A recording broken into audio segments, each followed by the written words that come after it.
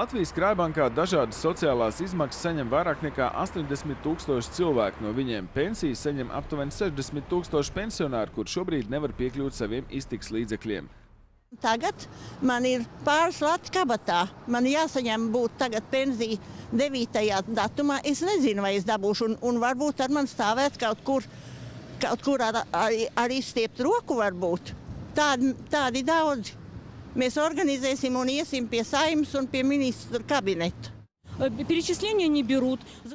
Pārskaitījums nevar veikt, par dzīvokli samaksāt nav iespējams, algu nevar saņemt.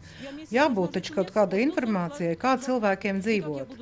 Man ir tikai 140 latu alga, un kā man darīt? Gaidīt nākamo vai iet vērt kontu citā bankā?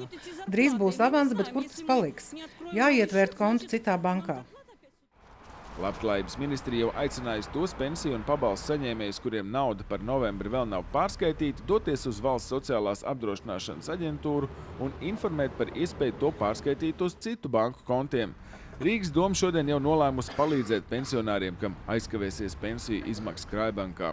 Ja būs tāda situācija, ka viņiem pensiju izmaksās aizkavēsies, ir absolūti skaidrs, ja pensionāram pa 2 dienām aizkavē pensiju, tas ir diezgan būtiski. Tad mūsu labklājības departaments sniegs īstermiņa atbalstu šiem cilvēkiem. Attiecīgi Rīgas pensionāri no Rīgas pašvaldības varēs saņemt atbalstu un situācija, ja viņam aizkavēsies pensijas. Pašai Rīgas domai Krājbankā ir noguldīti 10 miljonu latu brīvo līdzekļu, kas tagad tai nav pieejami. Taču Nils Ušakovs norādīja, ka tas neietekmēs pašvaldības ikdienas maksājumu veikšanu, jo Rīgas domai līdzekļi glabājas vairākās bankās. Tikmēr vismaz 10 citām pašvaldībām, kurām Latvijas Krājbankā ir norēķina konti, šobrīd radušās ievērojamas problēmas.